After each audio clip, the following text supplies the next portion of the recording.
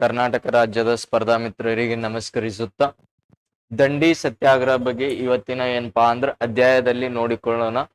ಈ ದಂಡಿ ಸತ್ಯಾಗ್ರಹ ಯಾವಾಗ ನಡೀತು ಅತಿ ಬಹಳಷ್ಟು ಎಕ್ಸಾಮ್ಗೆ ಏನಪ್ಪಾ ಅಂದ್ರ PCPSI SDA FDA ಮತ್ತಪ್ಪ ಅಂದ್ರ ವಿಲೇಜ್ ಅಕೌಂಟೆಂಟ್ ಅತಿ ಏನಪ್ಪಾ ಅಂದ್ರ ಆ ಹುದ್ದೆಗಳಿಗೆ ಕೇಳಲಾದ ಪ್ರಶ್ನೆಗಳು ಸಾಕಷ್ಟು ಬಾರಿಗಳ ಬಂದಿವೆ. ಅದಕ್ಕಾಗಿ ದಂಡಿ ಏನಪ್ಪಾ ಅಂದ್ರ ಉಪ್ಪಿನ ಸತ್ಯಾಗ್ರಹ ಯಾವಾಗ ನಡೀತು ಅಂದ್ರ 1930 ಮಾರ್ಚ್ 12 ಇದಕ್ಕ ದಂಡಿ ಮಾರ್ಚ್ ಅಂತನೂ ಕರೀತಾರೆ. ಏನಂತ ಕರೀತಾರ್ರಿ? ದಂಡಿ ಮಾರ್ಚ್ ಅಂತನೂ ಕರೀತಾರ. ಅದಕ್ಕಾಗಿ ಈ ದಂಡಿ ಉಪ್ಪಿನ ಸತ್ಯಾಗ್ರಹ ಅಂತ ಕರಿತೀವಿ.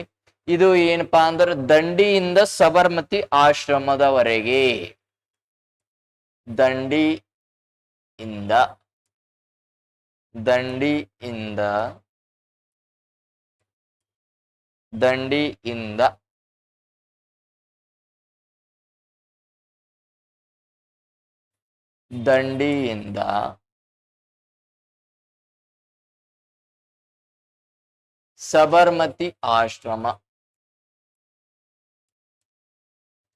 ಆಶ್ರಮದವರೆಗೆ.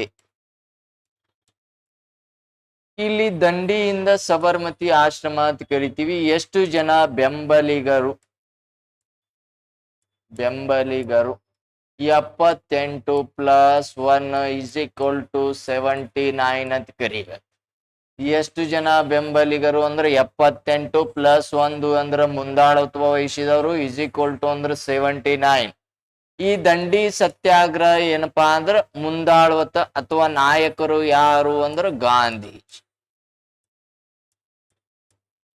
ದಂಡಿ ಸತ್ಯಾಗ್ರಹದ ನಾಯಕರು ಯಾರು?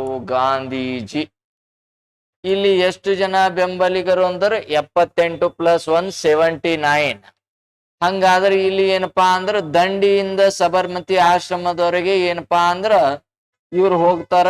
ಎಷ್ಟು ದೂರ ಅದ ಅಂದ್ರೆ 240 ಮೈಲಿ. ಎಷ್ಟು ಮೈಲಿ ಅದರಿ? 240 ಮೈಲಿ ದೂರವನ್ನ ನಡೆದುಕೊಂಡು ಹೋಗ್ತಾರ. ಹಂಗಾದ್ರೆ ಇದರಲ್ಲಿ ಹಿರಿಯವರು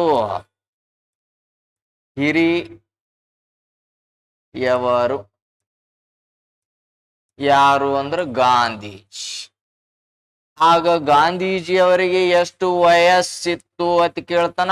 61 ವರ್ಷ ಇತ್ತು ಗಾಂಧೀಜಿ. ಹಾಗಾದರೆ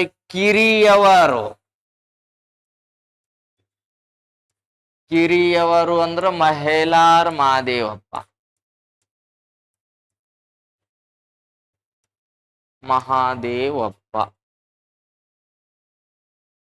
ಇವ್ರಿಗೆ ಎಷ್ಟಿತ್ರಿ ಅಂದ್ರ ವಯಸ್ಸು ಅಂದ್ರ ಇವ್ರಿಗೆ ವಯಸ್ಸು ಎಷ್ಟಿತ್ತು ಅಂದ್ರ 18 ವರ್ಷ ಇತ್ತು.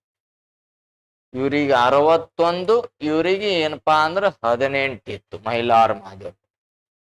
ದಂಡಿ ಸತ್ಯಾಗ್ರಹ ಯಾಕೆ ನಡೀತು ಅಂದ್ರ ಲಾರ್ಡ್ ಇರ್ವಿನ್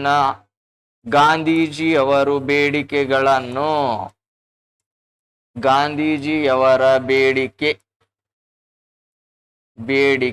ಈಡೇರಿಸದಿದ್ದಾಗ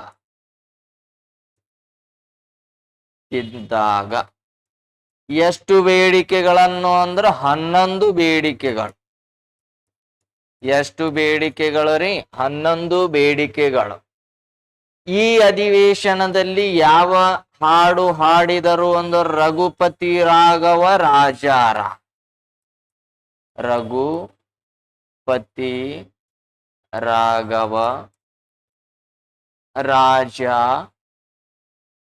ರಾಜಾರಾಮ್.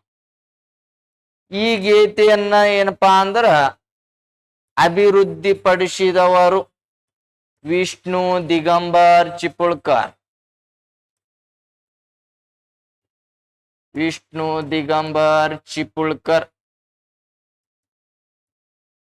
ಚಿಪುಳ್ಕರ್ ಅಂತ ಕರಿತೀವಿ. ಇದನ್ನ ಏನಪ್ಪಾ ಅಂದ್ರೆ ಇಷ್ಟು ಕರೆಕ್ಟ್ ಗಾಗಿ ಗೊತ್ತಿರ್ಬೇಕು.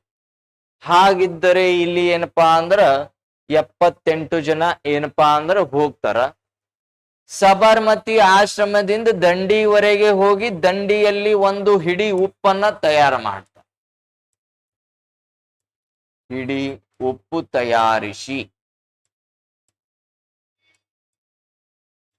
ಉಪ್ಪು ತಯಾರಿಸಿ ಉಪ್ಪಿನ ಮೇಲಿನ ಕರವನ್ನ ರದ್ದುಪಡಿಸಿದರು. ಕರ ಎಂದರೆ ಟ್ಯಾಕ್ಸ್. ರದ್ದುಪಡಿಸಿದರು.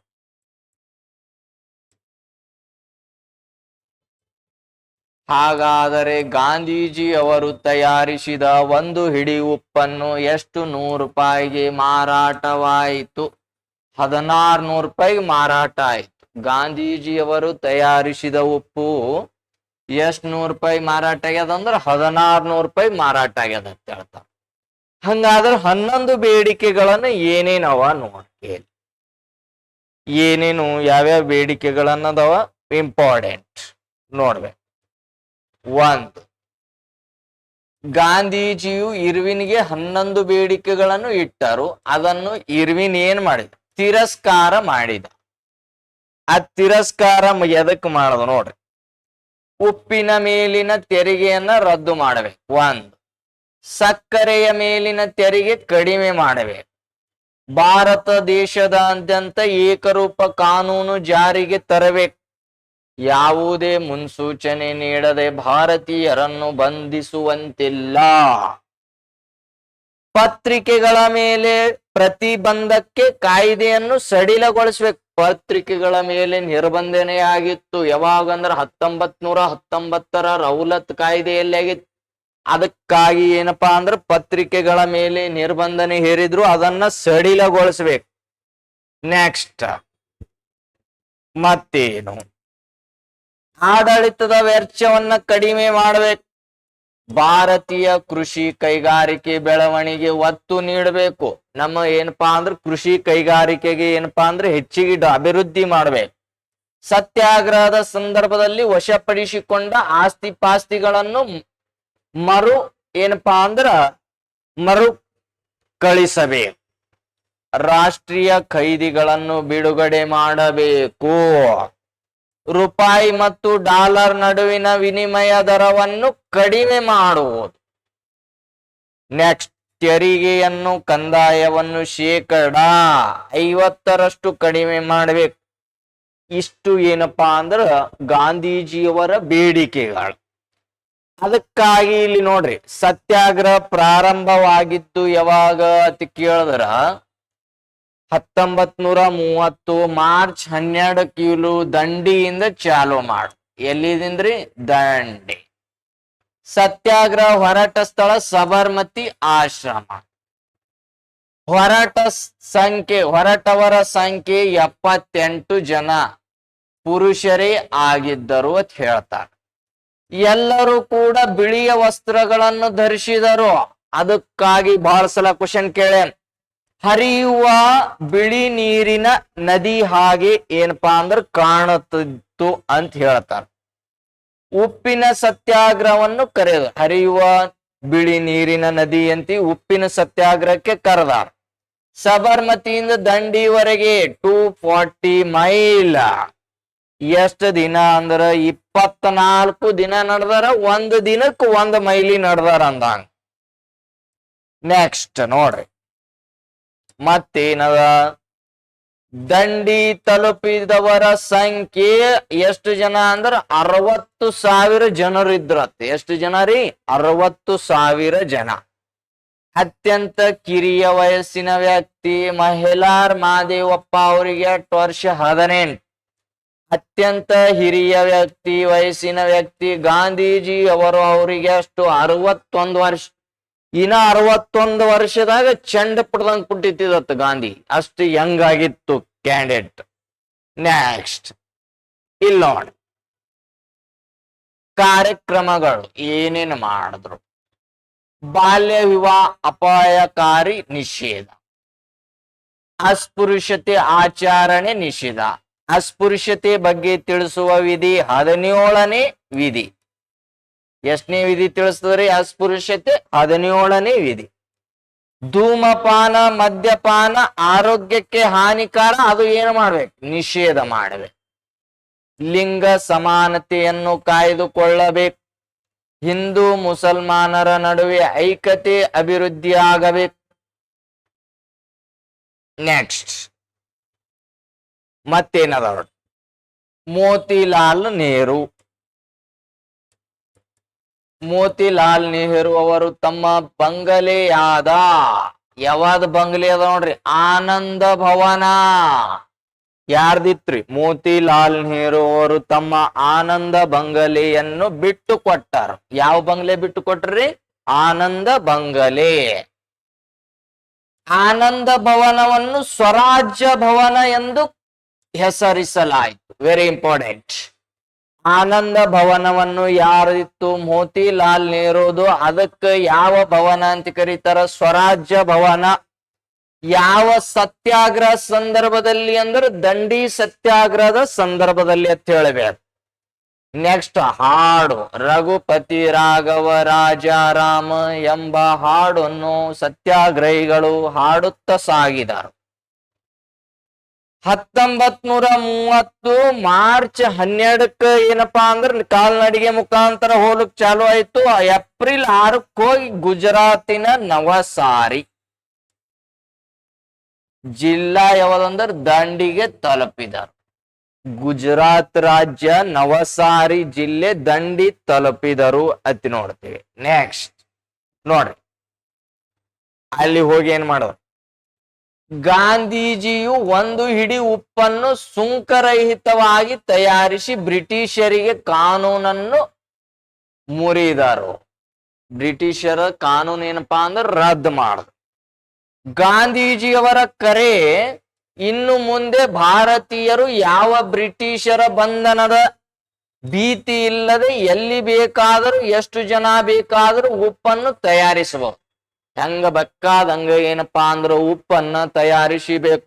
ಹಾಗಾದರೆ ಗಾಂಧೀಜಿಯವರು ತಯಾರಿಸಿದ ಒಂದು ಹಿಡಿ ಉಪ್ಪನ್ನು ಎಷ್ಟು? 100 ರೂಪಾಯಿಗೆ ಮಾರಾಟ ಆಯ್ತು ಅಂತೇಳಿ 1600 ರೂಪಾಯಿಗೆ ಏಪ್ರಿಲ್ 6ರಿಂದ 13ನೇ ತಾರೀಕಿನವರೆಗೆ ಕಾನೂನು ಭಂಗ ರಾಷ್ಟ್ರೀಯ ವಾರ ಎಂದು ಆಚರಣೆಗೆ ಕರೆ ನೀಡಿದರು. ನೋಡ್ರಿ, ಏಪ್ರಿಲ್ 6ರಿಂದ 13ವರೆಗೆ ಕಾನೂನು ಭಂಗ ರಾಷ್ಟ್ರೀಯ ವಾರ ಎಂದು ಆಚರಣೆಗೆ ಕರೆ ನೀಡಿದರು. ಹಂಗೆಂದು ಕರೆ ನೀಡಿದವರು ಯಾರು ಅಂದ್ರೆ ಗಾಂಧೀಜಿ.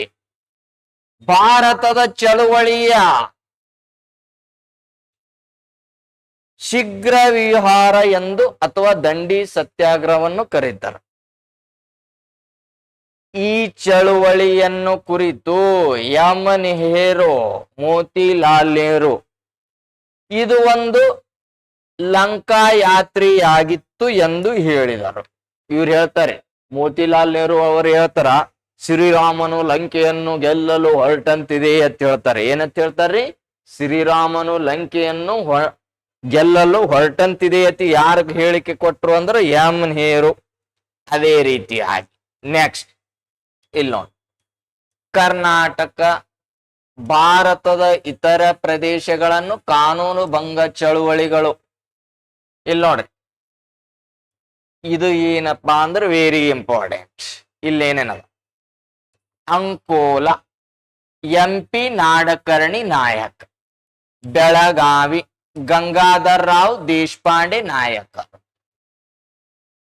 ಅಂಕೋಲಾದ MP ನಾಡಕರ್ಣಿ, ಬೆಳಗಾವಿದ ಯಾರು? ಗಂಗಾಧರ್ ರಾವ್ ದೇಶಪಾಂಡೆ. ಇನ್ನಿತರ 30 ಸ್ಥಳಗಳಲ್ಲಿ 40 ಸದಸ್ಯರು ನಾಯಕರ ನೇತೃತ್ವ ಕರ್ನಾಟಕದಾಗ ನಡೀತಿದ್ದು. ಇಲ್ಲಿ ನೋಡ್ರಿ, ತಮಿಳ್ನಾಡದ ಯಾರು? ಸಿ ರಾಜಗೋಪಾಲಾಚಾರಿ ನೇತೃತ್ವ.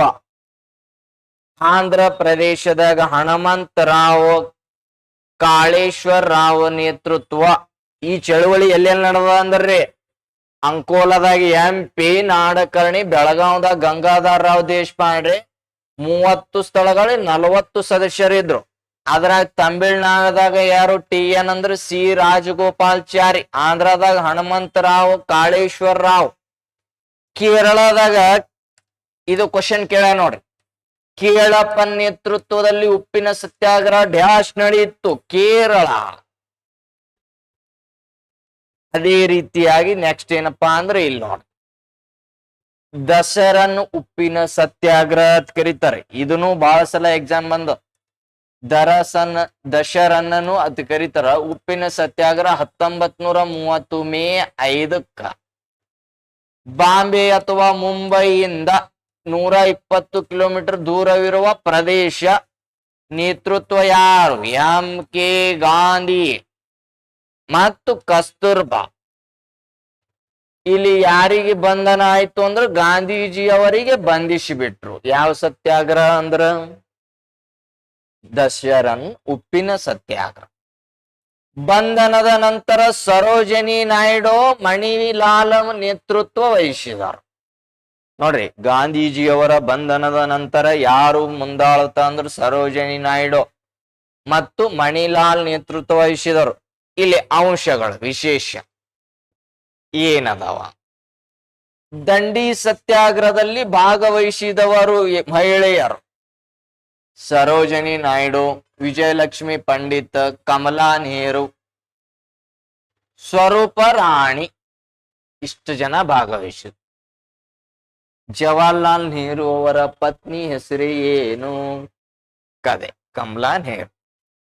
ನೆಕ್ಸ್ಟ್ ಬರ್ತಕ್ಕಂಥವು ಏನಪ್ಪಾ ಅಂದ್ರ ದಂಡಿ ಸತ್ಯಾಗ್ರಹ ನಂತರ ಬರ್ತಕ್ಕಂಥವೇ ಏನಪ್ಪಾ ಅಂದ್ರೆ ದುಂಡು ಮೇಜಿನ ಸಮ್ಮೇಳನ. ಇವು ಭಾರಿ ಇಂಪಾರ್ಟೆಂಟ್. ಇವು ದುಂಡು ಮೇಜಿನ ಸಮ್ಮೇಳನ ಬಗ್ಗೆ ಏನಪ್ಪಾ ಅಂದ್ರೆ ಕಂಪಲ್ಸರಿ ಕ್ವಶನ್ ಬರ್ತದ. ದುಂಡು ಮೇಜಿನ ಸಮ್ಮೇಳನಗಳು ಎಷ್ಟು ನಡೆದವ ಅಂತ ಕೇಳಿದ್ರ 3. ಎಷ್ಟು ನಡೆದವ್ರಿ? 3. 30ರಿಂದ 32 ತನಕ ನಡೀತಾವ. ದುಂಡು ಮೇಜಿನ ಸಮ್ಮೇಳನ ಏನಪ್ಪಾ ಅಂದ್ರೆ ನಡೆಯುವ ಉದ್ದೇಶಗಳು: ಸೈಮನ್ ಆಯೋಗದ ವರದಿಯ ಕುರಿತು ಚರ್ಚೆ. ದುಂಡು ಮೇಜಿನ ಸಮ್ಮೇಳನದಲ್ಲಿ ಏನನ್ನು ಚರ್ಚೆ ಮಾಡಿದೀವಿ ಅಂತ ಕ್ವಶನ್ ಕೇಳಬಹುದು. ಭಾರತೀಯರಿಗೆ ಸಂವಿಧಾನದ ರಚನೆಗಾಗಿ ಅವಕಾಶ. ನಮ್ಮ ಭಾರತ ದೇಶದ ಸಂವಿಧಾನವನ್ನ ರಚನೆ ಮಾಡಿಕೊಳ್ಳುಕ್ಕ ದುಂಡು ಮೇಜಿನ ಸಮ್ಮೇಳನ ಕರೆಯಲಾಯ್ತು. ಹೌದು ಇಲ್ಲೋ ಅಂತ ಕೇಳ್ತಾನೆ, ಎಸ್ ಅನ್ಬೇಕು. ಸೈಮನ್ ಆಯೋಗದ ವರದಿ ಕುರಿತು ಚರ್ಚೆ ಮಾಡ್ಲಿಕ್ಕೆ ದುಂಡು ಮೇಜಿನ ಸಮ್ಮೇಳನ ಕರೆದೀವಿ. Yes or no? ಎಸ್. ಭಾರತೀಯರಿಗೆ ಡೊಮಿನಿಯನ್ ಮಾದರಿಯ ಸರ್ಕಾರ ರಚನೆಗೆ ಅವಕಾಶ. ಸ್ಥಳ ಎಲ್ಲಿ ಅಂದ್ರ ಲಂಡನ್. ಯಾವ ಅರಮನೆ ಅಂತ ಕೇಳ್ತಾನ? ಜೇಮ್ಸ್ ಅರಮನೆ. ದುಂಡು ಮೇಜಿನ ಸಮ್ಮೇಳನ ನಡೆದ ಸ್ಥಳ ಲಂಡನ್. ಯಾವ ಅರಮನೆ? ಜೇಮ್ಸ್ ಅರಮನೆ. ಅಧ್ಯಕ್ಷ ಯಾರು ಅಂದ್ರೆ ಬ್ರಿಟನ್ನಿನ ಪ್ರಧಾನಿ ರಾಮ್ಸೆ ಮ್ಯಾಕ್ಡೊನಾಲ್ಡ್. Very important. ಅಧ್ಯಕ್ಷ ಯಾರು ಅಂದ್ರೆ ಬ್ರಿಟನ್ನ ಪ್ರಧಾನಿ ರಾಮ್ಸೆ ಮ್ಯಾಕ್ಡೊನಾಲ್ಡ್. ವೈಸ್ರಾಯ ಯಾರಿದ್ದ ಅಂದ್ರೆ ಲಾರ್ಡ್ ಇರ್ವಿನ್. ಇನ್ನೊಬ್ಬ ಯಾರಂದ್ರೆ ಲಾರ್ಡ್ ವೆಲ್ಲಿಂಗ್ಟನ್. Very important. ದುಂಡು ಮೇಜಿನ ಸಮ್ಮೇಳನ ನಡೆದ ಸಂದರ್ಭದಲ್ಲಿದ್ದ ವೈಸ್ರಾಯ ಯಾರು? ಲಾರ್ಡ್ ಇರ್ವಿನ್ ಅಥವಾ ಲಾರ್ಡ್ ವೆಲ್ಲಿಂಗ್ಟನ್ ಅನ್ಬೇಕು. ನೆಕ್ಸ್ಟ್, 1ನೇ ದುಂಡು ಮೇಜಿನ ಸಮ್ಮೇಳನ ಚಾಲು ಆಯ್ತು. 1930 ನವೆಂಬರ್ 12ರಿಂದ 1931 ಜನವರಿ 19ರವರೆಗೆ ನಡೀತು. ವೈಸ್ರಾಯ ಮೊದಲನೇ ದುಂಡು ಮೇಜಿನ ಸಮ್ಮೇಳನದಲ್ಲಿ ಇದ್ದ ವೈಸ್ರಾಯ ಲಾರ್ಡ್ ಇರ್ವಿನ್. ಭಾಗವಹಿಸಿದವರ ಸಂಖ್ಯೆ 89 ಸದಸ್ಯರು, 89 ಮೆಂಬರ್ಸ್. ಭಾಗವಹಿಸಿದ ನಾಯಕರು ಯಾರು? ಒಂದಿಷ್ಟು ಮಂದಿ ಇದ್ದವ್ರಿಗೆ 3 ಜನ ಕೊಟ್ಟು ಇರ್ಲಾರ್ದವ್ರು ಒಬ್ಬರು ಕೊಡ್ಬಹುದು. ಇದರಲ್ಲಿ ಏನಪ್ಪಾ ಅಂದ್ರೆ ಇರ್ಲಾರ್ದವ್ರು 3 ಜನ ಕೊಟ್ಟು ಇದ್ದವ್ರಿಗೊಬ್ಬರು ಕೇಳಿ ಯಾರು ಅರ್ಹತೆ ಕೇಳ್ಬಹುದು. ಇದು ಗೊತ್ತಿರಬೇಕು.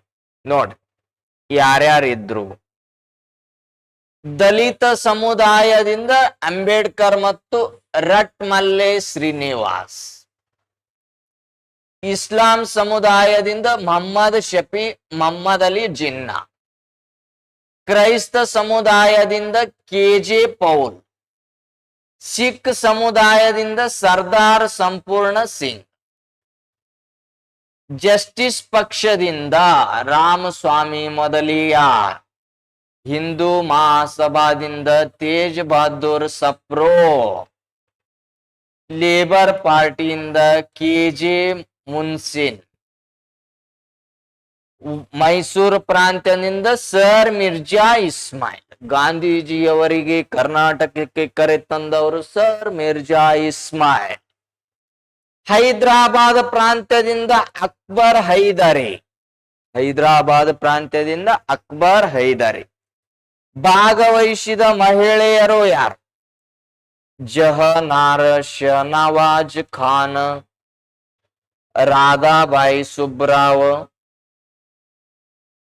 ನೆಕ್ಸ್ಟ್ ಏನಪ್ಪಾ ಅಂದ್ರೆ ಇಷ್ಟು ಜನ ಭಾಗವಹಿಸಿದ್ರು.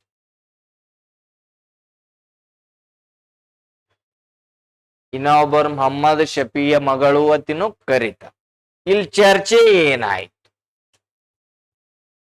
ರಾಜ್ಯಗಳ ಒಕ್ಕೂಟ ರಚನೆ. ತೇಜ್ ಬಹದ್ದೂರ್ ಸಪ್ರೋ ಈ ಪರಿಕಲ್ಪನೆಯನ್ನು ವ್ಯಕ್ತಪಡಿಸಿದರು. ಧ್ವನಿಗೂಡಿಸಿದವರು, ರಾಜ್ಯಗಳ ಒಕ್ಕೂಟ ರಚನೆ ಆಗ್ಬೇಕಂತ ಹೇಳಿದವರು ಯಾರು ಅಂದ್ರೆ ತೇಜ್ ಬಹದ್ದೂರ್ ಸಪ್ರೋ ಈ ಪರಿಕಲ್ಪನೆ ವ್ಯಕ್ತಪಡಿಸಿದರು. ಧ್ವನಿಗೂಡಿಸಿದ ಮಹಿಳೆ ಜಹನಾರ್ ಶನವಾಜ್ ಖಾನ್ ಬೇಗಂ. ನೆಕ್ಸ್ಟ್ ಅಂಬೇಡ್ಕರ್, ರಾಜ್ಯ ಒಕ್ಕೂಟವು ಪ್ರಜಾಪ್ರಭುತ್ವದ ತಳಹದಿಯಿಂದ ಕೂಡಿರಬೇಕು ಅಂತ ಹೇಳ್ತಾರೆ. Very important. ಅಂಬೇಡ್ಕರ್ 1ನೇ ದುಂಡು ಮೇಜಿನ ಸಮ್ಮೇಳನದಲ್ಲಿ ಏನಂದ್ರು ಕತ್ ಕೇಳ್ಬೋದು. ರಾಜ್ಯ ಒಕ್ಕೂಟವು ಪ್ರಜಾಪ್ರಭುತ್ವದ ತಳಹದಿಯಿಂದ ಕೂಡಿರಬೇಕು. ನೆಕ್ಸ್ಟ್ ಅಂಬೇಡ್ಕರ್ ಅವರನ್ನು ಒಳಗೊಂಡಂತೆ ಇತರ ಅಲ್ಪಸಂಖ್ಯಾತರ ನಾಯಕರು ಪ್ರತ್ಯೇಕ ಏನ್ಬೇಕು ಮತದಾನದ ಮತಗಟ್ಟೆ ಸ್ಥಾಪನೆ ಬೇಡಿಕೆ ಇಟ್ಟರು. ನಮಗೇನಪ್ಪಾ ಅಂದ್ರೆ ಪ್ರತ್ಯೇಕ ಮತದಾನದ ಬೇಡಿಕೆ ಬೇಕು. ಯಾರಿಗೆ ಅಂದ್ರ ಅಲ್ಪಸಂಖ್ಯಾತರಿಗೆ. ಯಾರು ಹೇಳಿದ್ರು ಅಂದ್ರ ಅಂಬೇಡ್ಕರ್. ನೆಕ್ಸ್ಟ್ ಇಲ್ಲ, ರಾಷ್ಟ್ರೀಯ ಕಾಂಗ್ರೆಸ್ ಭಾಗವಹಿಸಿ ಇಲ್ಲದ ಕಾರಣ. 1ನೇ ದುಂಡು ಮೇಜಿನ ಸಮ್ಮೇಳನ ವಿಫಲ ಆಗಲು ಕಾರಣ ಕಾಂಗ್ರೆಸ್ ಪಕ್ಷ ಭಾಗವಹಿಸದ ಇದ್ದ ಕಾರಣಕ್ಕಾಗಿ ಯಾವುದೇ ತೀರ್ಮಾನಗಳು ಕೈಗೊಳ್ಳಲು ಸಾಧ್ಯವಾಗದೆ ಸಮ್ಮೇಳನವನ್ನು ಏನಾಯಿತು ಮುಂದೂಡಿಕೆ. ಯಾವ ಪಕ್ಷ ಭಾಗವಹಿಸದ ಕಾರಣಕ್ಕೆ 1ನೇ ದುಂಡು ಮೇಜಿನ ಸಮ್ಮೇಳನ ವಿಫಲ ಆಯಿತು ಅಂದ್ರೆ ಕಾಂಗ್ರೆಸ್ ಪಕ್ಷ. ಇಲ್ಲ, ರಾಜೇಂದ್ರ ಪ್ರಸಾದ್ ಅವರು ಈ ಸಮ್ಮೇಳನವನ್ನು ವರನೇ ಇಲ್ಲದ ಮದುವೆ ಮಾಡುವಂತಿದೆ ಎಂದು ಹೇಳಿದರು. ಮದುಮಗನೇ ಇಲ್ಲದೆ ಏನಪ್ಪಾ ಅಂದ್ರೆ ಲಗ್ನಕ್ಕೆ ಹೋದಂಗಾಯ್ತು ಅಂತ ಹೇಳಿದ್ರು. ಯಾರು? ವರನೇ ಇಲ್ಲದೆ ಮದುವೆ ಮಾಡುವಂತಿದೆ ಎಂದು ಹೇಳಿದವರು ಯಾರು? ರಾಜೇಂದ್ರ ಪ್ರಸಾದ್. ಇವರು ಯಾವ ಸಮ್ಮೇಳನ ಕುರಿತು ಈ ಹೇಳಿಕೆಯನ್ನ ಹೇಳಿದರು ಅಂದ್ರೆ 1ನೇ ದುಂಡು ಮೇಜಿನ ಸಮ್ಮೇಳನ. Very important. ನೆಕ್ಸ್ಟ್ ಇದು ಆದ ನಂತರ ಕಾಂಗ್ರೆಸ್ ಪಕ್ಷ ಭಾಗವಹಿಸದ ಇದ್ದ ಕಾರಣಕ್ಕಾಗಿ ಲಾರ್ಡ್ ಇರ್ವಿನ್ ಗಾಂಧೀಜಿಯವರಿಗೆ ಬರೀ ಒಪ್ಪಂದ ಮಾಡ್ಕೊಮು ಅಂತ ಹೇಳ್ತಾರೆ. ಯಾವ ಒಪ್ಪಂದ? ಗಾಂಧಿ ಮತ್ತು ಇರ್ವಿನ್ ಒಪ್ಪಂದ. ಯಾವಾಗ ನಡೀತದ ಅಂದ್ರ 1931 ಮಾರ್ಚ್ 5ಕ್ಕೆ ನಡೀತದ. ಅದೇ ಆಗಿ ಏನಪ್ಪಾ ಅಂದ್ರು ಉದ್ದೇಶ ಗಾಂಧೀಜಿಯನ್ನು 2ನೇ ದುಂಡು ಮೇಜಿನ ಸಮ್ಮೇಳನದಲ್ಲಿ ಭಾಗವಹಿಸುವಂತೆ ಮನವೊಲಿಸಿದ್ದ. ಯಾರು? Lord Irwin. ಯಾರ್ರಿ? ಗಾಂಧೀಜಿಯವರ ಮನವೊಲಿಸಿದ ವ್ಯಕ್ತಿ ಲಾರ್ಡ್ ಇರ್ವಿನ್. ಗಾಂಧೀಜಿಯು ತೇಜ್ ಬಹದ್ದೂರ್ ಸಪ್ರೋ ಮತ್ತು ಮದನ್ ಮೋಹನ್ ಮಾಳವೀಯ ಅವರು ಮತ್ತು ಮಾತಿನ ಮೇಲೆ ಆಗಮನ. ಗಾಂಧೀಜಿ ಒಟ್ಟ ನಿನಗೆ ಏನಪ್ಪಾ ಅಂದ್ರೆ ಬೇಡಿಕೆನೂ ಬೇಡ, ನೀನು ಬೇಡ, ಒಟ್ಟ ಬರಲ್ಲ ಅಂದ್ರು. ಅವಾಗ ಮನವನ್ನ ಹೋಲಿಸಿದವರು ಯಾರು ಅಂದ್ರೆ ತೇಜ್ ಬಹದ್ದೂರ್ ಸಪ್ರೋ ಮತ್ತು ಮದನ್ ಮೋಹನ್ ಮಾಳವೀಯ. ಇನ್ನ ಕೆಲವೊಂದು ಏನಪ್ಪಾ ಅಂದ್ರ ಗಾಂಧಿ ಮತ್ತು ಇರ್ವಿನ್ ಒಪ್ಪಂದ ಯಾರ ಮಧ್ಯಸ್ಥಿಕೆಯಲ್ಲಿ ಆಯ್ತು ಅಂದ್ರೆ ಕೆಲವೊಂದು ಎಕ್ಸಾಮ್ದಾಗ ತೇಜ್ ಬಹದ್ದೂರ್ ಸಪ್ರೋ ಮತ್ತು ಏನಪ್ಪಾ ಅಂದ್ರೆ ಜೈಕಾರ್ ದತ್ ಅಂತ ಕರೀತಾರ. ಇಲ್ಲಿ ಮದನ್ ಮೋಹನ್ ಮಾಳವೀಯ, ತೇಜ್ ಬಹದ್ದೂರ್ ಸಪ್ರೋ. ಇಲ್ಲಿ ಮಾತುಕತೆ ಪ್ರಾರಂಭ ಆಗಿದೆ 1931 ಫೆಬ್ರವರಿ 14. ಏನ್ ಹೇಳ್ತಾರ ನೋಡ್ರಿ. ಗಾಂಧೀಜಿ ಬಂದ್ರು. ಗಾಂಧೀಜಿಯವರ ಬೇಡಿಕೆಗಳು ಏನೇನದಾವು? 1. ಸತ್ಯಾಗ್ರಹಿಗಳಿಂದ ಮುಟ್ಟುಗೋಲು ಹಾಕಿಕೊಂಡು ಆಸ್ತಿ ಪಾಸ್ತಿಗಳನ್ನು ಹಿಂತಿರುಗಿಸ್ಬೇಕು. ಎಲ್ಲ ಆಸ್ತಿಗಳನ್ನ ಸತ್ಯಾಗ್ರಹಿಗಳಿಂದ ಮುಟ್ಟುಗೋಲು ಹಾಕಿಕೊಂಡು ಆಸ್ತಿ ಪಾಸ್ತಿಗಳನ್ನು ಹಿಂತಿರುಗಿಸ್ಬೇಕು. ಕರಾವಳಿ ತೀರದ ಪ್ರದೇಶಗಳಲ್ಲಿ ಭಾರತೀಯರು ಸುಂಕರಹಿತ ಉಪ್ಪನ್ನು ತಯಾರಿಸಲು ಅವಕಾಶ ಕೊಡಬೇಕು. ಟ್ಯಾಕ್ಸ್ ಇಲ್ಲದೆ ನಮಗೇನಪ್ಪಾ ಅಂದ್ರೆ ಕರಾವಳಿ ಪ್ರದೇಶಗಳಲ್ಲಿ ಉಪ್ಪನ್ನ ಏನಪ್ಪಾ ಅಂದ್ರ ತಯಾರಿ ಮಾಡಲಿಕ್ಕೆ ಅವಕಾಶ ಕೊಡ್ಬೇಕು. ಹಿಂಸೆಯಲ್ಲಿ ತೊಡಗಿರುವ ರಾಜಕೀಯ ಖೈದಿಗಳನ್ನು ಹೊರತುಪಡಿಸಿ ಸಾಮಾನ್ಯ ಖೈದಿಗಳನ್ನು ಬಿಡುಗಡೆಗೊಳಿಸ್ಬೇಕು. ಇಲ್ಲಿ ಹೇಳ್ತಾರ, ಯಾರು ಅಹಿತಕರ ಘಟನೆಗಳನ್ನ ಮಾಡ್ಯಾರ, ಯಾರು ಕಲ್ಲು ತೂರಾಟ ಮಾಡ್ಯಾರ, ಯಾರು ಪ್ರಾಣವನ್ನ ತೆಗೆದಾರ, ಅವ್ರಿಗೆ ಬಿಟ್ಟು ಸಾಮಾನ್ಯ ಜನರನ್ನು ಏನಪ್ಪಾ ಅಂದ್ರೆ ಖೈದಿಗಳಿಗೆ ಬಿಡುಗಡೆ ಮಾಡ್ಬೇಕು. ಮದ್ಯದ ಅಂಗಡಿಗಳು ಮತ್ತು ಜವಳಿ ಅಂಗಡಿಗಳ ಮುಂದೆ ಶಾಂತಿಯುತ ಪಿಕೆಟಿನ್ ಪ್ರತಿಭಟನೆ ಅವಕಾಶ ಮಾಡಿಕೊಡ್ಬೇಕು. ಜವಳಿ ಕೈಗಾರಿಕೆಗಳು ಮತ್ತು ಮದ್ಯದ ಅಂಗಡಿ ಮುಂದೆ ಶಾಂತಿಯುತವಾಗಿ ಪ್ರತಿಭಟನೆ ಮಾಡ್ಲಿಕ್ಕೆ ಅವಕಾಶ ಕೊಡಬೇಕು. ನೆಕ್ಸ್ಟ್ ಇರ್ವಿನ್ ಏನ್ ಹೇಳ್ತಾವ, ಗಾಂಧೀಜಿಯು 2ನೇ ದುಂಡು ಮೇಜಿನ ಸಮ್ಮೇಳನಕ್ಕೆ ಭಾಗವಹಿಸುವುದು ಕಾನೂನು ಭಂಗ ಚಳವಳಿಯ ತಾತ್ಕಾಲಿಕವಾಗಿ ಸ್ಥಗಿತಗೊಳಿಸಿದ್ರು. ಇರ್ವಿನ್ ಬೇಡಿಕೆಗಳು, ಗಾಂಧೀಜಿಯವರು 2ನೇ ದುಂಡು ಮೇಜಿನ ಸಮ್ಮೇಳನಕ್ಕೆ ಭಾಗವಹಿಸುವುದು ಕಾನೂನು ಭಂಗ ಚಳವಳಿ ತಾತ್ಕಾಲಿಕವಾಗಿ ಸ್ಥಗಿತಗೊಳಿಸಿದ್ರು. ನೆಕ್ಸ್ಟ್ ನೋಡ್ರಿ ಏನ್ ಬರ್ತ ಇಲ್ಲಿ ನೋಡಿ, ಗಾಂಧಿ ಇರ್ವಿನ್ ಒಪ್ಪಂದದ ಟೀಕೆಗಳು. ಜಮನ್ ಲಾಲ್ ದಾಸ್, ಗಾಂಧೀಜಿಯವರು ಇರ್ವಿನ್ ಒಪ್ಪಂದದ ಮೂಲಕ ಲಾಹೋರ ನಿರ್ಣಯಕ್ಕೆ ಎಳ್ಳು ನೀರು ಬಿಟ್ಟರು. Very important. ಇರ್ವಿನ್ ಒಪ್ಪಂದದ ಟೀಕೆಗಳು. ಜಮನ್ ಲಾಲ್ ದಾಸ್ ಏನ್ ಹೇಳ್ತಾರ, ಗಾಂಧೀಜಿಯವರು ಇರ್ವಿನ್ ಒಪ್ಪಂದದ ಮೂಲಕ ಲಾಹೋರ್ ನಿರ್ಣಯಕ್ಕೆ ಎಳ್ಳು ನೀರು ಬಿಟ್ಟರು. ಸುಭಾಷ್ ಚಂದ್ರ ಬೋಸ್ನು ಹೇಳ್ತಾರೆ, ಎಸ್.ಸಿ. ಬೋಸ್, ಗಾಂಧೀಜಿಯು ಈ ಒಪ್ಪಂದದ ಮೂಲಕ ಭಾರತವನ್ನು ಇಂಗ್ಲೆಂಡ್ ದೇಶಕ್ಕೆ ಮಾರೇ ಬಿಟ್ರು. ಗಾಂಧಿ ಇರ್ವಿನ್ ಒಪ್ಪಂದದಲ್ಲಿ ಸುಭಾಷ್ ಚಂದ್ರ ಬೋಸ್ ಅವರು, ಗಾಂಧೀಜಿಯವರು ಈ ಒಪ್ಪಂದದ ಮೂಲಕ ಭಾರತ ದೇಶ ಡ್ಯಾಶ್ಗೆ ಮಾರಿದರು ಅಂತ ಕ್ವಶನ್ ಕೇಳಬಹುದು. ಇಂಗ್ಲೆಂಡ್ ದೇಶಕ್ಕೆ. ವಿನ್ಸ್ಟನ್ ಚರ್ಚಿಲ್, ಗಾಂಧೀಜಿಯವರಿಗೆ ಇವರು ಡ್ಯಾಶ್ ಎಂದು ಕರೆದರು ಅಂದ್ರೆ ಅರೆ ಬತ್ತಲೆಯ ಫಕೀರ ಅಂತ ಕರೆದಿದ ವ್ಯಕ್ತಿ ಯಾರು ಅಂದ್ರೆ ವಿನ್ಸ್ಟನ್ ಚರ್ಚ್. ಇವ್ರು ಹೇಳ್ತಾರೆ, ಲಾರ್ಡ್ ಇರ್ವಿನ್ ಅನ್ನು ಮಾಡಿಕೊಂಡ ಒಪ್ಪಂದವು ಇಂಗ್ಲೆಂಡ್ ದೇಶಕ್ಕೆ ಮಾಡಿದ ಅವಮಾನ. Very important. ಲಾರ್ಡ್ ಇರ್ವಿನ್ ಮಾಡಿಕೊಂಡ ಒಪ್ಪಂದ ಇಂಗ್ಲೆಂಡ್ ದೇಶಕ್ಕೆ ಮಾಡಿದ ಅವಮಾನ ಅಂತ ಯಾರು ಹೇಳಿದ್ರು ಅಂದ್ರೆ ವಿನ್ಸ್ಟನ್ ಚರ್ಚಿಲ್ ಹೇಳ್ತಾರ. ನೋಡ್ರಿ ಇಲ್ಲಿ ನೆಕ್ಸ್ಟ್, ಗಾಂಧೀಜಿ ಅರೆ ಬತ್ತಲೆಯ ವಕೀಲ ಅಥವಾ ಫಕೀರ, ಕೂಲಿ ವಕೀಲ, ಯಕ್ಷ ಶೀತ ವಕೀಲ ಎಂದು ಕರೆದ. ನೆಕ್ಸ್ಟ್ ಇಲ್ಲಿ ಏನಪ್ಪಾ ಅಂದ್ರೆ ಪರಿಣಾಮ ಏನೇನಾಗ್ತಾವ ನೋಡ್ರಿ. ಕ್ರಾಂತಿಕಾರಿಗಳ ಗಲ್ಲು ಶಿಕ್ಷೆ 1931 ಮಾರ್ಚ್ 23. ಇದು ಜರ ದುಃಖ ಆಗಬಹುದು. ಭಗತ್ ಸಿಂಗ್, ಸುಖದೇವ, ರಾಜ್ಗುರು. ಇಲ್ಲಿ ನೋಡ್ರಿ, ಆಪರೇಷನ್ ಆಫ್ ಟರ್ಮಿನಲ್ ಹಾರ್ಟ್ ಅಂತ ಕರಿತೀವಿ. ಇದು ವೆರಿ ಇಂಪಾರ್ಟೆಂಟ್. ಏನಂತ ಕರಿತೀವಿ ರೀ? Operation of terminal heart. ಇಲ್ಲಿ ನೋಡ್ರಿ, ಪೊಲೀಸ್ ಕಾರ್ಯಾಚರಣೆ ಮೂಲಕ.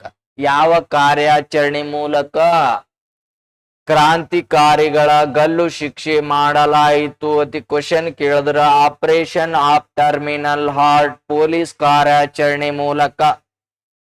ಲಾಹೋರ್ ಜೈಲಿನಲ್ಲಿ ಗಲ್ಲು ಶಿಕ್ಷೆಗೆ ಒಳಪಡಿಸಲಾಯಿತು. ಯಾರಿಗ್? ಭಗತ್ ಸಿಂಗ್, ಸುಖದೇವ್, ರಾಜ್ಗುರು. ಯಾವ ಜೈಲಿನಲ್ಲಿ? ಲಾಹೋರ್. ಫಿರೋಜ್ಪುರದಲ್ಲಿ ಹುಸೇಲಿವಾಲಾ ಎಂಬ ಸ್ಥಳದಲ್ಲಿ ಶವಗಳನ್ನು ಸುಡಲಾಯಿತು. ರಾಜ್ಗುರು, ಸುಖದೇವ್, ಭಗತ್ ಸಿಂಗ್ ಅವರದು ಏನಪ್ಪಾ ಅಂದ್ರೆ ಎಲ್ಲಿ ಶವಗಳನ್ನು ಸುಡಲಾಯಿತು ಅಂದ್ರೆ ಫಿರೋಜ್ಪುರ ಹುಸೇಲಿವಾಲಾ ಎಂಬ ಸ್ಥಳದಲ್ಲಿ ಶವಗಳನ್ನ ಸುಟ್ರ ಅಂತ ಹೇಳ್ತಾರೆ. ಹಾಗಾದರೆ ಇಲ್ಲಿ ನೋಡ್ರಿ, ಕರಾಚಿ ರಾಷ್ಟ್ರೀಯ ಕಾಂಗ್ರೆಸ್ ಅಧಿವೇಶನ 1931 ಮಾರ್ಚ್ 25. ಅಧ್ಯಕ್ಷರು ಸರ್ದಾರ್ ವಲ್ಲಭಾಯಿ ಪಟೇಲ್. ಸದಸ್ಯರಾಗಿ ಯಾರು ಭಾಗಿಯಾದ್ರು ಅಂದ್ರೆ ಗಾಂಧೀಜಿ. ಗಾಂಧೀಜಿಗೆ ಕೆಂಪಂಗಿ ದಳ ನಾಯಕರು ಅಥವಾ ಕಪ್ಪು ಬಾವುಟ ಪ್ರದರ್ಶನ. ನೆಕ್ಸ್ಟ್ ನಿರ್ಣಯ. ನೋಡ್ರಿ ಇಲ್ಲಿ ನಿರ್ಣಯ ಏನೇನಾದ್ರು ಮೂಲಭೂತ ಹಕ್ಕುಗಳ ಅಳವಡಿಕೆಗೆ ಬಗ್ಗೆ ನಿರ್ಣಯ. ನೋಡ್ರಿ ಮೂಲಭೂತ ಹಕ್ಕುಗಳ ಅಳವಡಿಕೆ ಮಾಡಿಕೊಳ್ಳುವ ಮಾತು ಅಥವಾ ವಿಚಾರಗಳನ್ನು ಯಾವ ಅಧಿವೇಶನದಲ್ಲಿ ಮಾಡಲಾಯ್ತು ಅಂದ್ರೆ ಕರಾಚಿ ಅಧಿವೇಶನ ಎಷ್ಟರಲ್ಲಿ? 1931 ಮಾರ್ಚ್ 25. ಯಾರ ಅಧ್ಯಕ್ಷತೆಯಲ್ಲಿ? ಸುಭಾಷ್ ಚಂದ್ರ ಬೋಸ್ ಅವರ ಅಧ್ಯಕ್ಷತೆಯಲ್ಲಿ. ಸದಸ್ಯರು ಯಾರು? ಗಾಂಧೀಜಿಯವರು. ಆ ಸಂದರ್ಭದಲ್ಲಿ ಗಾಂಧೀಜಿಯವರು ಕೆಂಪಂಗಿ ದಳದ ನಾಯಕರು ಅಥವಾ ಕಪ್ಪು ಬಾವುಟದ ಪ್ರದರ್ಶನ. ಭಾರತದ ಆರ್ಥಿಕ ನೀತಿಯ ವಿಧೇಯಕ ಮಂಡನೆ. Very important. ಭಾರತದ ಆರ್ಥಿಕ ನೀತಿಯ ವಿಧೇಯಕ ಮಂಡನೆಯಾಗಿದ್ದು ಯಾವ ಅಧಿವೇಶನದಲ್ಲಿ ಅಂದ್ರೆ ಕರಾಚಿ ಪಾಕಿಸ್ತಾನ ಅಧಿವೇಶನದಲ್ಲಿ. ಎಲ್ಲಿ ನೋಡಿ 1931 ಮಾರ್ಚ್ 5 ಇರ್ವಿನ್ ಒಪ್ಪಂದ. 1931 ಮಾರ್ಚ್ 23 ಕ್ರಾಂತಿಕಾರಿಗಳ ಗಲ್ಲು ಶಿಕ್ಷೆ. 1931 ಮಾರ್ಚ್ 25 ಕರಾಚಿ ರಾಷ್ಟ್ರೀಯ ಕಾಂಗ್ರೆಸ್ ಅಧಿವೇಶನ.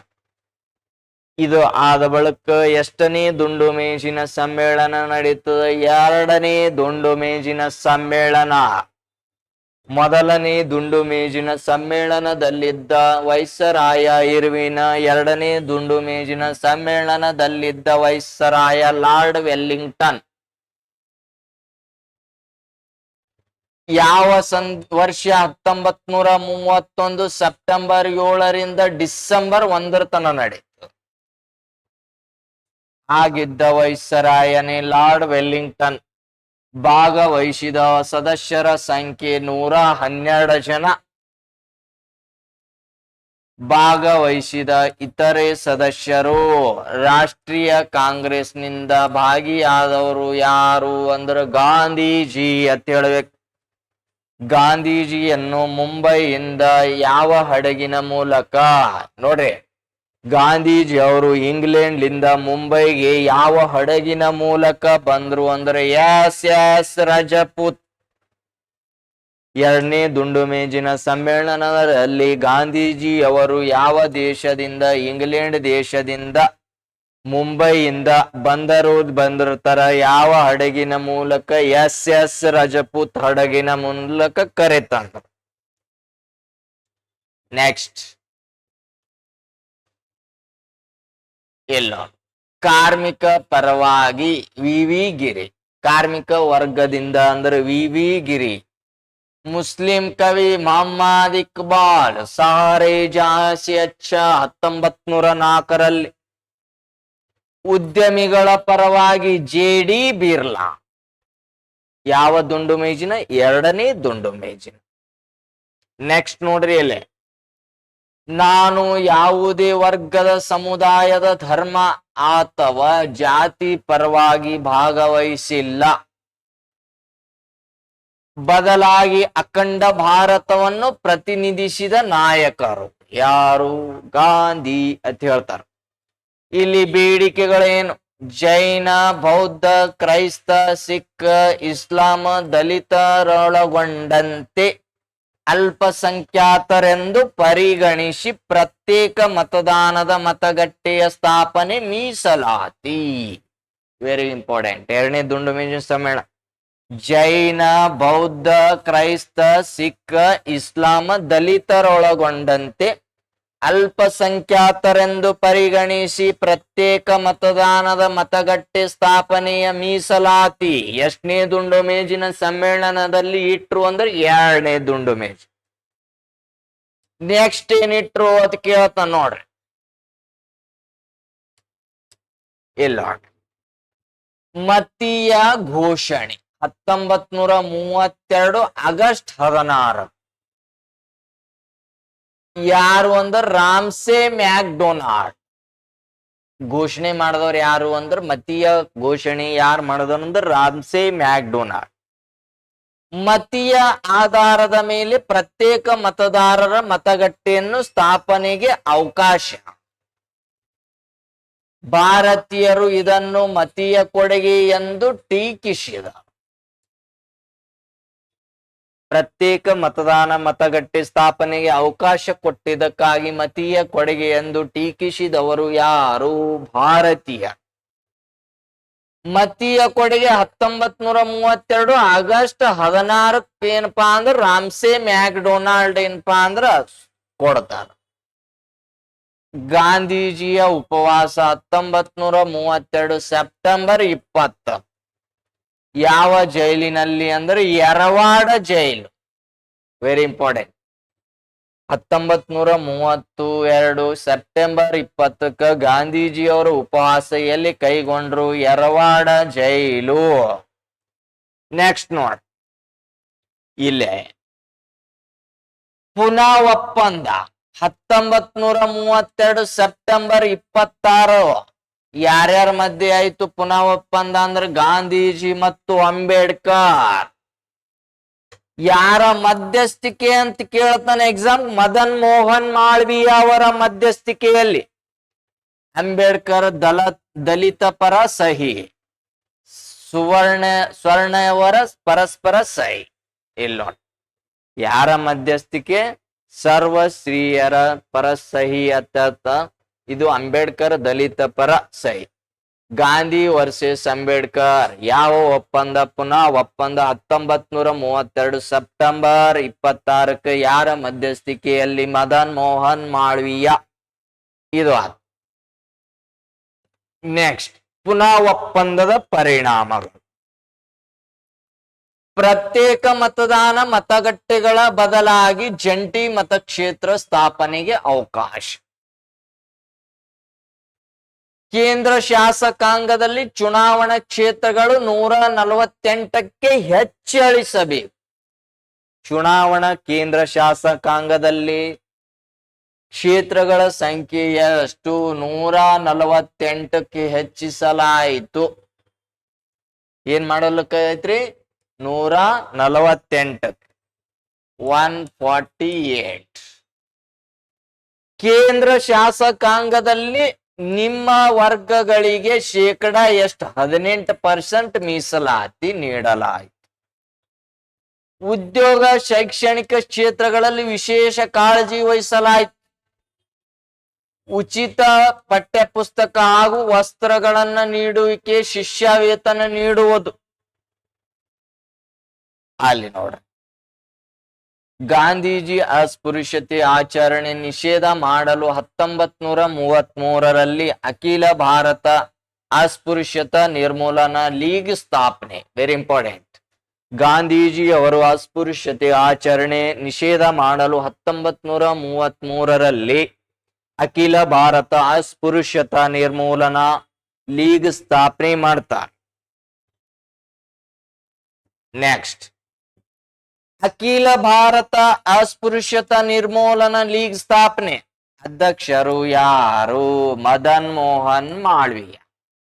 ಅಖಿಲ ಭಾರತ ಅಸ್ಪೃಶ್ಯತಾ ನಿರ್ಮೂಲನಾ ಲೀಗ್ ಸ್ಥಾಪನೆ ಮಾಡಿದವ್ರು ಯಾರು ಅಂದ್ರೆ Gandhi.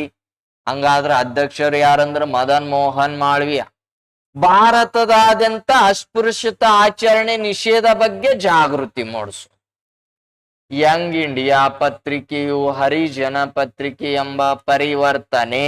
Very important. Young India ಮತ್ತು ಹರಿಜನ ಎಂಬ ಪತ್ರಿಕೆ ಎಂದು ಪರಿವರ್ತನೆ. ಅದೇ ರೀತಿಯಾಗಿ ಈಗ ಮೂರನೇ ದುಂಡು ಮೇಜಿನ ಸಮ್ಮೇಳನ 1932 ನವೆಂಬರ್ 17ರಿಂದ ಡಿಸೆಂಬರ್ 24 ಮುಕ್ತಾಯ ಆಯ್ತು.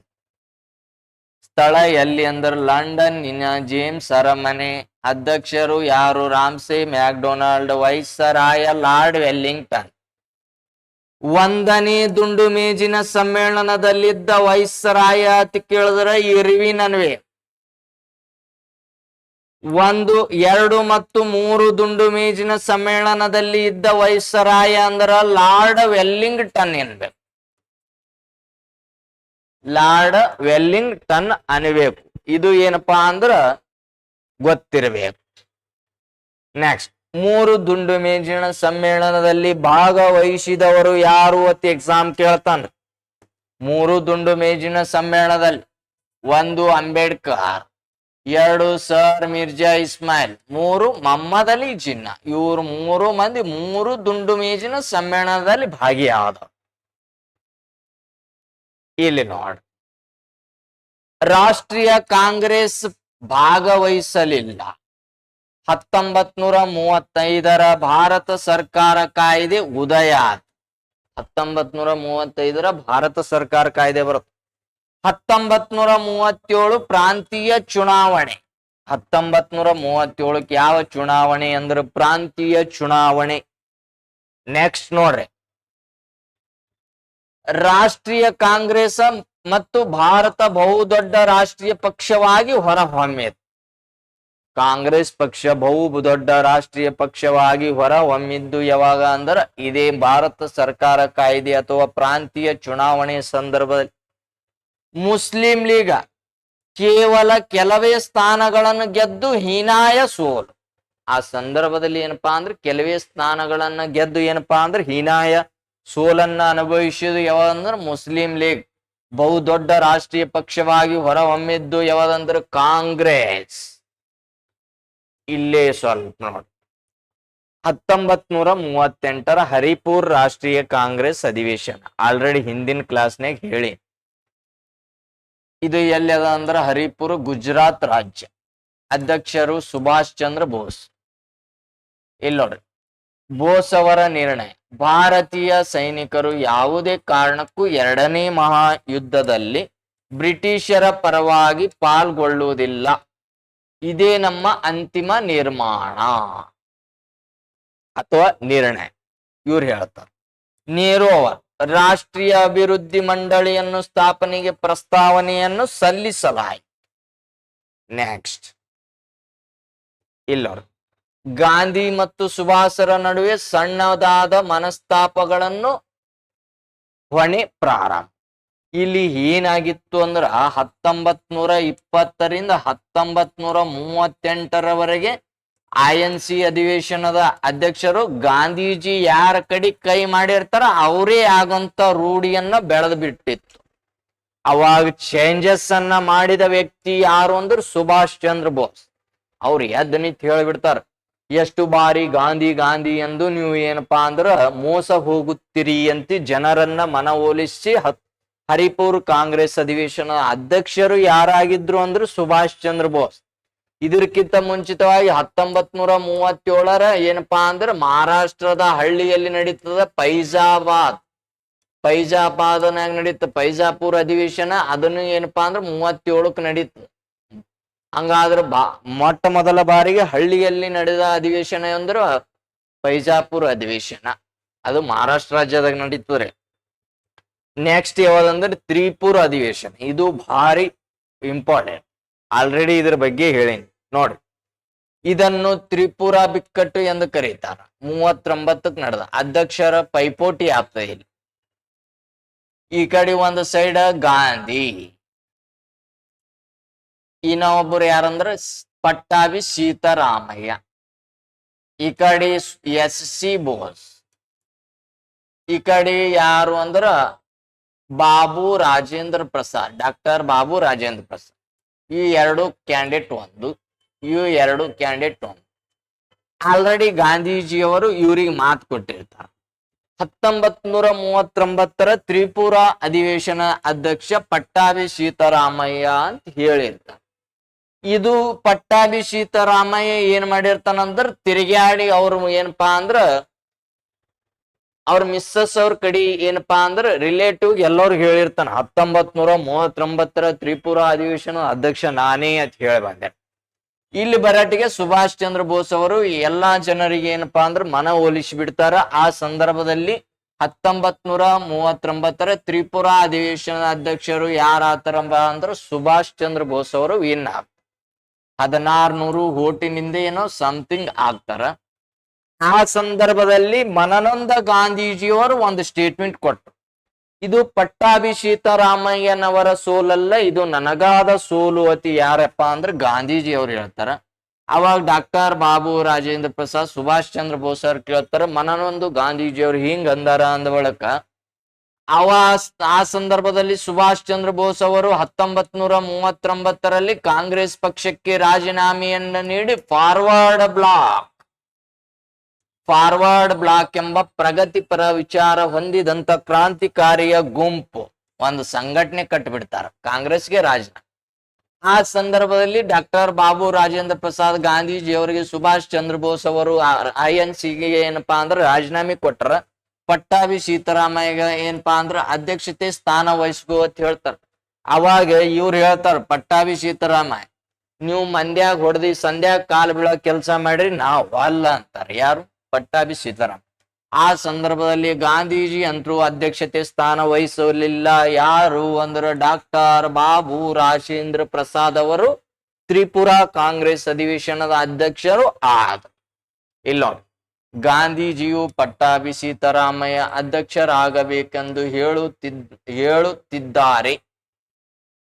ಇವನಿಗೆ ಬಿದ್ದಿದ ಮತ 1377, ಇವರಿಗೆ 1585, 16 ಸಮಥಿಂಗ್ ಬಿದ್ದಿರ್ತಾವ.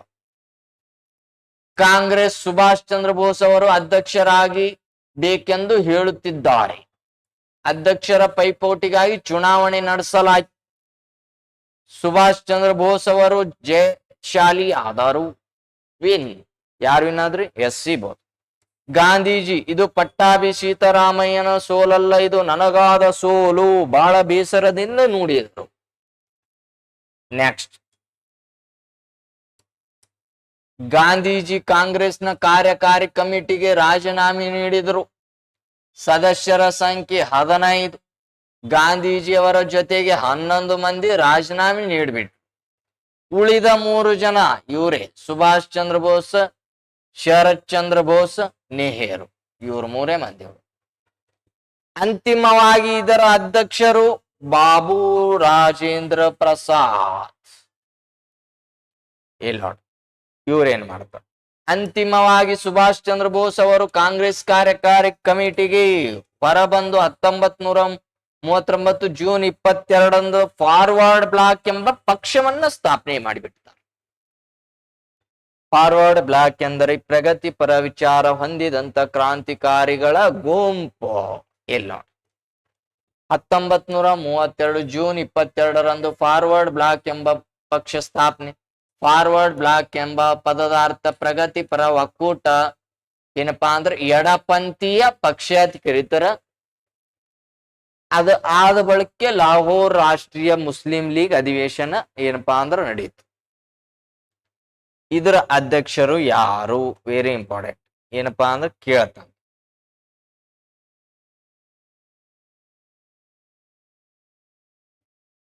ನೋಡಿ, ಲಾಹೋರ್ ರಾಷ್ಟ್ರೀಯ ಮುಸ್ಲಿಂ ಲೀಗ್ ಅಧಿವೇಶನ 1940 ಮಾರ್ಚ್ 22. ಪಾಕಿಸ್ತಾನದ ಠರಾವು ಎಂದರು. ಅಧ್ಯಕ್ಷತೆ ಯಾರಂದ್ರ ಮೊಹಮ್ಮದ್ ಅಲಿ ಜಿನ್ನಾ. ಜಿನ್ನಾ ಹೇಳಿಕೆಗಳು: ಭಾರತದಲ್ಲಿ ಹಿಂದೂ ಇಸ್ಲಾಂ ಧರ್ಮಗಳೇ ಅಲ್ಲ, ಬದಲಾಗಿ ಪ್ರಸ್ತುತ ಸಾಮಾಜಿಕ ವ್ಯವಸ್ಥೆ ನಡವಳಿಕೆಗಳು. ಪ್ರತ್ಯೇಕ ಪಾಕಿಸ್ತಾನದ ಬೇಡಿಕೆ ಕಾರಣವೆಂದರೆ ಭಾರತದಲ್ಲಿ ಹಿಂದೂ ಮುಸಲ್ಮಾನರ ನಡುವೆ ಆಚರಣೆ ಪದ್ಧತಿಗಳನ್ನು ಸಂಸ್ಕೃತಿಯಲ್ಲಿ ಅಜಗಜಾಂತರ ವ್ಯತ್ಯಾಸವಿದೆ ಅಂತ ಹೇಳ್ತಾನೆ. ಹೀಗಾಗಿ ಹಿಂದೂ ಮುಸಲ್ಮಾನರು ಒಂದೇ ಅಲ್ಲ. ಭಾರತದಲ್ಲಿ ಕೇವಲ ಒಂದು ರಾಷ್ಟ್ರವಿಲ್ಲ, ಬದಲಾಗಿ ಭಾರತ ಮತ್ತು ಪಾಕಿಸ್ತಾನ ಎಂಬ 2 ರಾಷ್ಟ್ರಗಳಿವೆ. ಆದ್ದರಿಂದ ಪ್ರತಿಯೊಬ್ಬ ತಮ್ಮ ಮಾತೃಭೂಮಿಗಾಗಿ ಹೋರಾಡಲು ಸಿದ್ಧರಾಗಿರಿ ಅಂತ ಹೇಳ್ತಾರೆ. ರಾಷ್ಟ್ರೀಯ ಕಾಂಗ್ರೆಸ್ನಲ್ಲಿ ಮುಸ್ಲಿಂ ಲೀಗ್ನಲ್ಲಿ ನಮ್ಮ ನಂಬಿಕೆ ಇಲ್ಲ. ರಾಷ್ಟ್ರೀಯ ಕಾಂಗ್ರೆಸ್ನಲ್ಲಿ ಮುಸ್ಲಿಂ ಲೀಗನ ನಮಗೆ ನಂಬಿಕೆ ಇಲ್ಲ ಅಂತ ಹೇಳ್ದವ ಯಾರಂದ್ರ ಮೊಹಮ್ಮದ್ ಅಲಿ ಜಿನ್ನಾ. ರಾಷ್ಟ್ರೀಯ ಕಾಂಗ್ರೆಸ್ನಲ್ಲಿ ಮುಸ್ಲಿಂ ಲೀಗನ್ನ ನಮಗೆ ನಂಬಿಕೆ ಇಲ್ಲ. 1940 ಡಿಸೆಂಬರ್ 22 ಭಾರತ ಕಾಂಗ್ರೆಸ್ ಆಡಳಿತ ಮುಕ್ತ ದಿನವೆಂದು ಆಚರಣೆ. ಡಿಸೆಂಬರ್ 22, 1940. ಇದಕ್ಕ ಆಗಸ್ಟ್ ಕ್ರಾಂತಿ, ಕ್ವಿಟ್ ಇಂಡಿಯಾ ಚಳವಳಿ. ಇಲ್ಲ ನೋಡಿ, ಆಗಸ್ಟ್ 8ಕ್ಕೆ ಯಾವ ಚಳವಳಿ ಬರ್ತದ ಅಂದ್ರ ಆಗಸ್ಟ್ 8ಕ್ಕೆ ಬಂದಿದ್ ಆಗಸ್ಟ್ ಚಳವಳಿ. ಆಗಿದ್ದ ಆಗಸ್ಟ್ ಕೊಡುಗೆ ಆಗಿದ್ದ ವೈಸರಾಯ ಲಾರ್ಡ್ ಲಿತ್ತಲಿನ್ಗೂ ಎರಡನೇ ಮಹಾಯುದ್ಧದ ನಂತರ ಭಾರತೀಯರಿಗೆ ಡೊಮಿನಿಯನ್ ಮಾದರಿ ರಚನೆ ಸರ್ಕಾರ ಅವಕಾಶ. ಎರಡನೇ ಮಹಾಯುದ್ಧದ ನಂತರ ಭಾರತೀಯರಿಗೆ ಸಂವಿಧಾನ ರಚನೆಗೆ ಅವಕಾಶ. ವೈಸರಾಯ ಕಾರ್ಯಕಾರಿ ಮಂಡಳಿ ವಿಸ್ತರಿಸಿ ಭಾರತೀಯರಿಗೆ ಸದಸ್ಯತ್ವಕ್ಕೆ ಅವಕಾಶ. ಅಲ್ಪಸಂಖ್ಯಾತರಿಗೆ ಶಾಸನ ಮಾಡುವ ಕಾರ್ಯದಲ್ಲಿ ವೀಟೋ ಅಧಿಕಾರ.